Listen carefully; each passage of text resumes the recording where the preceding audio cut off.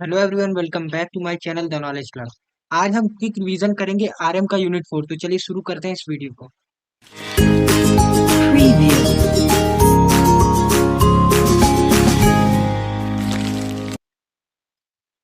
इस वीडियो को शुरू करने से पहले मैं आपको ये बता दूं कि ये जो यूनिट है आपकी, ये डाटा एनालिसिस की यूनिट है। तो इसमें हम ये देखेंगे बेसिकली कि डाटा एनालिसिस क्या होता है, डाटा प्रोसेसिंग क्या होती है, ये सारी चीजें हम इसमें देखेंगे। तो इस वीडियो को शुरू करते हैं। इससे पहले मैं आपको बता दूं कि ये वीडियो काफी छोटी होगी, क्योंकि आपका एग्जाम है कल। तो इससे पहले ये वीडियो आ रही है, इसलिए काफी शॉर्ट में समझाने की कोशिश करूंगा। तो डाटा एनालिसिस क्या होता है? सिंपली अगर डाटा एनालिसिस का मतलब समझा जाए, तो अगर वर्ड को ब्रेक किया जाए तो इसका मतलब यही होता है कि हम डाटा का एनालिसिस करते हैं। यहाँ पे जो भी हमारा डाटा होता है उसका एनालिसिस करते हैं। तो चलिए इसका एक बार मीनिंग देख लेते हैं। Data analysis is the process of systematically applying statistical and और logical technique to describe and illustrate and evaluate data. ये क्या करती है? ये डाटा को इवेलुएट करती है। डाटा एनालिसिस हमें किस चीज में हेल्प करती है? डाटा को इवेलुएट करती है। ये एक सिस्टमेटिकली प्रोसेस होता है जो हम करते हैं। इसके बाद इसमें लिखा है the goal of data analysis is discovering useful information. यहाँ पे देखिए, डाटा एनालिसिस का मेन गोल क्या होता है? ये यूजफुल इंफॉर्मेशन को डिस्कवर करता है एंड सपोर्टिंग डिसीजन मेकिंग, और डिसीजन लेने में हमें सपोर्ट करता है। It help to take decision with the help of data analyse and evaluation. जब हम कोई भी डाटा एनालिसिस करते हैं, डाटा को एनालाइज करते हैं, उसमें से कुछ डाटा इवेल्युएट करते हैं, तो वो क्या करता है? हमें हेल्प करता है, मतलब डिसीजन लेने में हेल्प करता है। इसके बाद अगर हम डाटा प्रोसेसिंग की बात करते हैं, तो देखिए, अगर मीनिंग देखा जाए डाटा प्रोसेसिंग का, तो लिखा हुआ है data processing is concerned with editing, coding, classifying, tabulating and charting and diagrammatic research data। तो ये कुछ इसके जो है 5 मेथड हो जाते हैं डाटा प्रोसेसिंग के। तो डाटा प्रोसेसिंग आपका एग्जाम में आ सकता है। तो अगर आपका ये क्वेश्चन एग्जाम में आता है कि डाटा प्रोसेसिंग क्या होता है, एक्सप्लेन करिए। तो इसको जो मैं यहाँ पे आपके पास एक फिगर बना रहा हूँ, तो वो फिगर आप जो है एज इट इज एग्जाम में उसको बना देंगे। उसके बाद उसको एक एक करके एक्सप्लेन कर देंगे, तो इससे आपका पेज भी भरेगा, इससे आपका जो है नंबर भी अच्छा मिल जाएगा। तो इसमें पहला आपका हो जाता है एडिटिंग। अब एडिटिंग क्या होता है, अगर शॉर्ट में समझे तो to find error and correct it. अब जब हम डाटा को एनालाइज करते हैं, तो उसमें पहला जो स्टेप लेते हैं डाटा प्रोसेसिंग में, वो होता है एडिटिंग। एडिटिंग में हम क्या करते हैं? एरर फाइंड करते हैं और उसको करेक्ट करने की कोशिश करते हैं। अब कोडिंग में क्या होता है? देखिए, कोडिंग में जब हम एडिटिंग कर लेते हैं, फाइंड एरर कर लेते हैं, तो हमें कोड बनाते हैं। एक तरीके से एक कैटेगरी, एक क्लास में उनको जो है बांट देते हैं। जैसे मान लीजिए कि हमने जब एडिट कर लिया, तो उनको एक कैटेगरी वाले स्टूडेंट्स को एक कैटेगरी में रख देंगे। जैसे मेल वालों को मेल में रख देंगे, फीमेल वालों को अलग कर देंगे। तो ये हम कैटेगरी या फिर क्लास वाइज जो है उनको मतलब बांट देते हैं। उसके बाद जो है थर्ड हो जाता है, इसमें देखिए सेकंड में लिखा है डाटा ऑर्गेनाइज इनटू क्लास और कैटेगरी। डाटा को हम क्लास और कैटेगरी में ऑर्गेनाइज करते हैं। अब क्लासिफिकेशन क्या हो जाता है आपका? क्लासिफिकेशन में ग्रुपिंग ऑफ डाटा और अरेंजमेंट ऑफ डाटा। देखिए, यहाँ पे हम डाटा को क्या करते हैं? अरेंज करते हैं। किस फॉर्म में? ग्रुप में। जैसे मान लीजिए एक हम ग्रुप बनाते हैं कि इस ग्रुप का जो है आदमी इसमें रहेगा, इस ग्रुप का आदमी जो है इसमें रहेगा। तो इस तरीके से हम डाटा, हम यहाँ पे मतलब आदमी की बात, मतलब आदमी का एग्जांपल ले रहे हैं, लेकिन ऐसा जरूरी नहीं है कि पीपल ही हो। कोई और भी डाटा हो सकता है हमारा। तो उसको हम अलग ग्रुप में रखेंगे, उसको हम अलग ग्रुप में रखेंगे। जैसे मान लीजिए आपके पास कई सारी बुक्स हैं, तो आप जैसे आपके पास third semester, fourth semester, fifth semester की बुक है। अगर आप उनको एक दूसरे में मिला के रख दें, तो आपको फाइंड करने में कुछ ज्यादा ही टाइम लग जाएगा। लेकिन अगर आप उनको अलग अलग रोज और कॉलम में रखते हैं, या फिर अलग अलग रोज में रखते हैं, तो आपको उसको ढूंढने में जो है ज्यादा टाइम नहीं लगेगा। तो मतलब डाटा को आप ग्रुप कर दे रहे हैं। एक तरीके का डाटा अलग जगह, एक तरीके का डाटा अलग जगह मतलब रख दे रहे हैं। उसके बाद टेबुलेशन। टेबुलेशन में क्या होता है? प्रेजेंटिंग डाटा इन रोज और कॉलम। हम अपने डाटा को किस तरीके से प्रेजेंट करते हैं? रोज में और कॉलम में। रोज और कॉलम आपको पता ही होगा। देखिए, कॉलम ऐसे आपका बनता है 1 2 3 4 5, और रोज आपका ऐसे बनता है। यहाँ पे देखिए लिखा होगा नंबर ऑफ पीपल, या फिर ऐसे कुछ ऐसे लिखा होता है नंबर ऑफ पीपल। उसके बाद मार्क्स ऐसे लिखा रहता है ना रिजल्ट में। तो यहाँ पे ये आपका 1 2 3 4 5 सब्जेक्ट आ जाता है। यहाँ पे कॉलम ऐसे हो जाता है टेबुलेशन में। तो इस तरीके से उसके बाद हम डाटा को जो है प्रेजेंट करते हैं। उसका आपका लास्ट इसमें हो जाता है ग्राफिकल प्रेजेंटेशन। अब ग्राफिकल प्रेजेंटेशन का मतलब आप विजुअल फॉर्म में अपने डाटा को क्या कर रहे हैं? प्रेजेंट कर रहे हैं। विजुअल फॉर्म में मतलब जो आपको दिख रहा है, जैसे टेंजिबल है। अब देखिए, यहाँ पे क्लासिफिकेशन के दो होते हैं, एक क्वालिटेटिव होते हैं, क्वांटिटेटिव होते हैं। अगर आप इतना डीप में नहीं पढ़ना चाहते हैं, ऐसे ऊपर ऊपर पढ़ लेते हैं, तो भी आपका 4 5 पेज आराम से भर जाएगा, अगर आप इसको एक्सप्लेन कर दे तो। अब देखिए, इसमें क्लास ग्राफिकल में एक आपने पढ़ा ही होगा, बार चार्ट या फिर बार डायग्राम, हिस्टोग्राम और पाई डायग्राम। तो ये तीनों जो है ये इसके ग्राफिकल प्रेजेंटेशन के होते हैं। अब अगर एडिटिंग डाटा का हम थोड़ा सा मीनिंग देख लेते हैं, तो यहाँ पे लिखा हुआ है, it is first step in data processing. ये डाटा प्रोसेसिंग का पहला स्टेप होता है। Editing is the process of examining the data collect in questionnaires schedule to detect error or omission, see that they are correct। देखिए, इसका मतलब यही होता है, ये ओमिशन और एरर को क्या करता है, डिटेक्ट करता है, मतलब उनको हटाता है और उनको रिकरेक्ट, उनको करेक्ट करता है। और ये कैसे कलेक्ट किया जाता है, ये हमें क्वेश्चनरी शेड्यूल इन सब से करेक्ट किया जाता है। अब इसके कुछ फायदे हो जाते हैं, जैसे एक्यूरेट एज पॉसिबल, ये इसका पॉसिबल होता है कि एक्यूरेट हो, एज कंप्लीट एज पॉसिबल, तो ये कुछ इसके एडवांटेज आप देख लीजिएगा। फिर कोडिंग की तरफ अगर हम चलते हैं, तो कोडिंग जैसे मैंने आपको बता दिया है कि अलग अलग, जैसे अलग अलग कैटेगरी, अलग अलग क्लास में क्या करते हैं, डिवाइड करते हैं, मतलब डिवाइड करते हैं, बांट देते हैं। तो कोडिंग इज द प्रोसेस और operation by which data are organise into class category and number और the symbol are given to each according to the class in which it falls. Coding help to summarising of data, ये क्या करता है, data को summarise करने में help करता है। जैसे मान लीजिए बहुत सारे डाटा है आपके पास, उनको क्या करेगा, ये एक छोटा सा डाटा बना सकता है। कैसे, कैटेगरी क्लास सबको अलग अलग बांट देगा, उससे क्या होगा, डाटा हमारा समराइज हो जाएगा। अलग अलग जगह पे डाटा रखा हुआ है, तो डाटा हमारा समराइज हो जाएगा।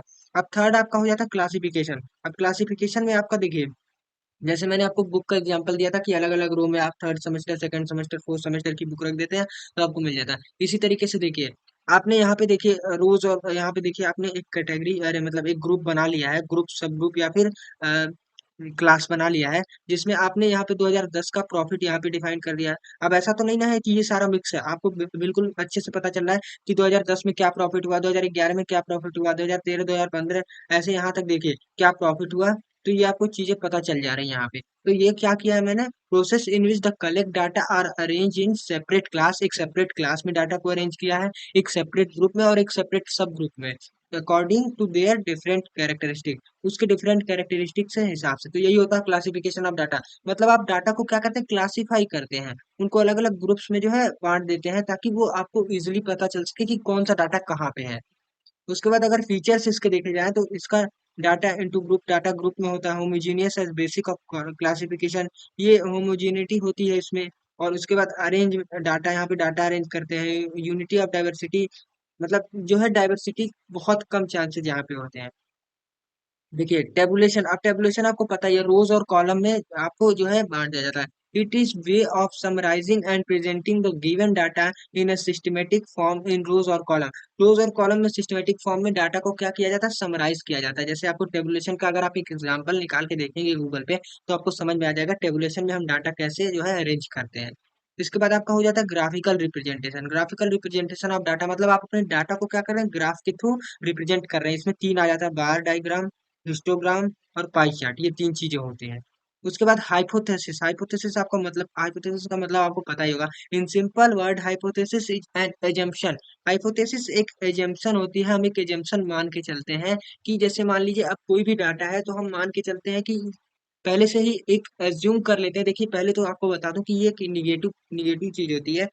हम पहले से ही मान लेते हैं कि अगर कोई डाटा है तो वो इतना होगा। जैसे मान लीजिए हम प्रॉफिट मान लेते हैं कि मेरी प्रॉफिट इस साल की जो है इतनी होगी, तो हम एक एजम्पशन करके चलते हैं। Assumption and idea, assumption that are made on basis of some evidence, कुछ एविडेंस को देखते हुए हम एक एजम्पशन मान लेते हैं, आर नोन एज हाइपोथेसिस।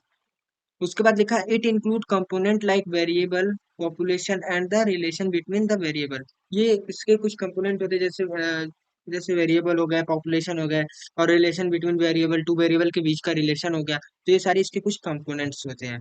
अब नल हाइपोथेसिस क्या होता है, null hypothesis initially assume to be true. देखिए नल हाइपोथेसिस में हम एक मतलब हम, जैसे मान लीजिए हम किसी का एग्जांपल लेते हैं या फिर किसी चीज का एग्जांपल लेते हैं, हम उसमें ट्रू मान लेते हैं कि ये चीज सही होने वाली है। लेकिन क्या होता है, एक निगेटिव स्टेटमेंट होता है। इसमें क्या होता है, जब हम एक्चुअल में उस चीज को पता करते हैं, तो वो चीज गलत निकलती है कभी कभी। And there is no relation between between dependent and independent variable, इसमें कोई भी रिलेशनशिप इंडिपेंडेंट और डिपेंडेंट वेरिएबल में नहीं होती है। तो नल हाइपोथेसिस और अल्टरनेट हाइपोथेसिस दो चीज होता है, इसको H0 से डिनोट किया जाता है। इसमें आपका जो है कुछ भी नहीं होता है, इसमें आप, ये एक निगेटिव स्टेटमेंट होता है। जैसे कि कोई भी बंदा होता है, तो वो शुरू में जो है एज्यूम कर लेता है, तो वो जो एज्यूम करता है वो सही एज्यूम करता है, मतलब वो मान के चलता है कि वो चीज होने वाली है फ्यूचर में, लेकिन वो चीज होती नहीं है। अल्टरनेट हाइपोथेसिस का ये इसका उल्टा हो जाता है। An alternate hypothesis is opposite theory of null hypothesis. ये नल हाइपोथेसिस का उल्टा होता है। The hypothesis conclude to be true if the null hypothesis otherwise is rejected. अगर नल हाइपोथेसिस रिजेक्टेड हो जाता है ट्रू के बाद, तो ये क्या होता है, ऑटोमेटिक फॉल्स हो जाता है।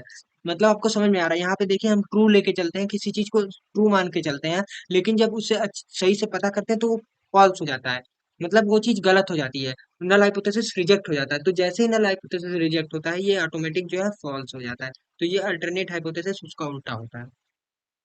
अब टेस्टिंग ची स्क्वायर आपका क्या होता है? It is a hypothesis testing method. ये हाइपोथेसिस टेस्टिंग मेथड होता है। Two common chi square test involve checking it observed frequency in or more category match expected frequency। ये क्या होता है, ये हमें क्या कहता है, डाटा को टेस्ट करने में हेल्प करता है। It is non parametrical test, non parametrical test होता है ये। It can use for test for goodness of fit. ये किस लिए टेस्ट किया जाता है, ये किस लिए यूज होता है, गुडनेस ऑफ फिट के लिए ये टेस्ट किया। तो देखिए यहाँ पे हाइपोथेसिस में आपका दो टाइप होता है, टाइप वन टाइप टू। यहाँ पे देखिए लिखा नहीं गया है, लेकिन टाइप वन टाइप टू मैं समझा रहा हूँ। टाइप वन में देखिए क्या होता है, कई बार टाइप वन में ये होता है कि अगर कोई भी चीज ट्रू आ रही है, तो ट्रू आने के बाद हम उसे क्या करते हैं, रिजेक्ट कर देते हैं।